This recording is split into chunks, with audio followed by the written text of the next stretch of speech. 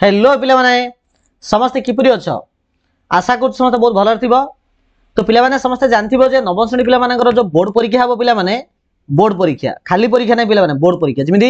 दशम पिला मानकर बोर्ड परीक्षा चलछि नवम पिला मानकर मध्य से प्रकार बोर्ड परीक्षा ही हबो।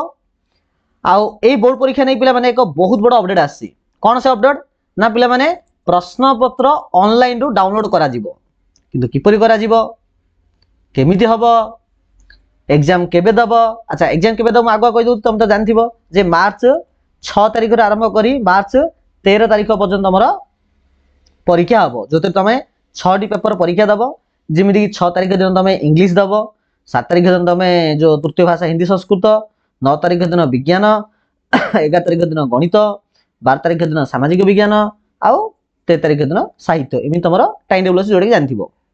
तो क्वेश्चन पेपर पिला माने ऑनलाइन रो किपरि डाउनलोड हबो आउ तम रिजल्ट पिला माने केबे आसीबो ता हम आमे वीडियो डिस्कस करबे तन समस्त वीडियो को आरंभ रो शेष पर्यंत देखिबा ठीक अछि। तो चलो देखो पिले एडा होसी ऑफिशियल नोटिफिकेशन अटे जहा कि तुम एटा देखि पारथो board of secondary education Odisha Cuttack द्वारा प्रेस मीट करा जाईची जे एनुअल क्लास 9 अर्थात नवम पिला मानक जो वार्षिक परीक्षा हबो उभय हाई स्कूल आउ मध्यमा बाई। तो क्लास 9 रो जो एनुअल एग्जाम हबो 2024 मसिया रे हाई स्कूल हो कि मध्यमा स्कूल बाई जहाँकि मार्च 6 तारिख आरंभ करी मार्च 13 तारिख पर्यंत निज स्कूल हम मन रखिद तुम परीक्षा देवाई अन्य कौन बाहर स्कूल को जीव ना जमी दशम श्रेणी पिला माने परीक्षा देवाई बाहर स्कूल को जाऊँ अन्य स्कूल को जाऊँ तुम मात्र जीव ना तुम निज स्कूल ही परीक्षा देव। The question for the above examination will be provided by BSC मन रख मु स्टार्टिंग रो कहिथिल जे नवम पिला मानकर बोर्ड परीक्षा हली मु बोर्ड परीक्षा एथि कही जे क्वेश्चन पेपर तुम स्कूल तैयारी करेंगे ना किंबा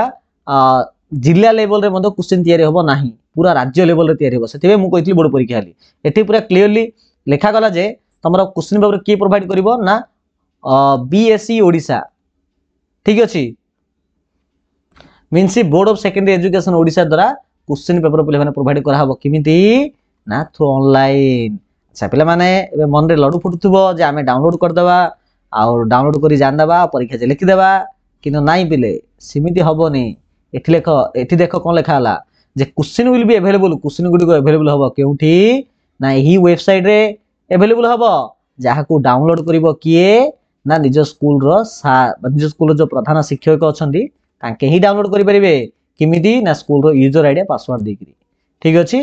तो निहत बे जदी कोनसी प्रधान शिक्षक किमा स्कूल कर्तृपक्ष जे देखुतबे निश्चित रूपे यूजर आईडी पासवर्ड को बहुत केयरफुली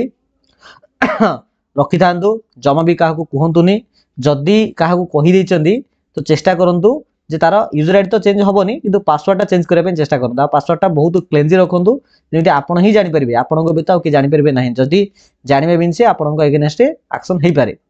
आ पिला माने केबे मधो ट्राई करिवोनी जे तुम माने डाउनलोड कर दो बोले एडा हेई परिबो नाही totally. The facility of downloading द्वितीय कथा ला कोन ना इमी ना जे आज डा क्वेश्चन पेपर थिबो से भितरे तमे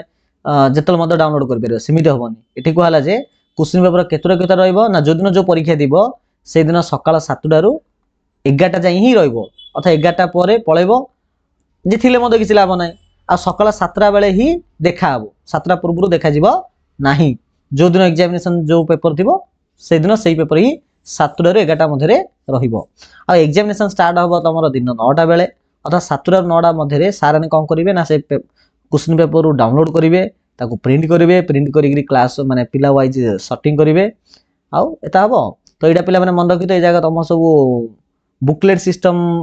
हबोटे बुकलेट सिस्टम बुधै पारे the examination evaluation of answer books will be done by respective school out मन रखि जो पेपर तमे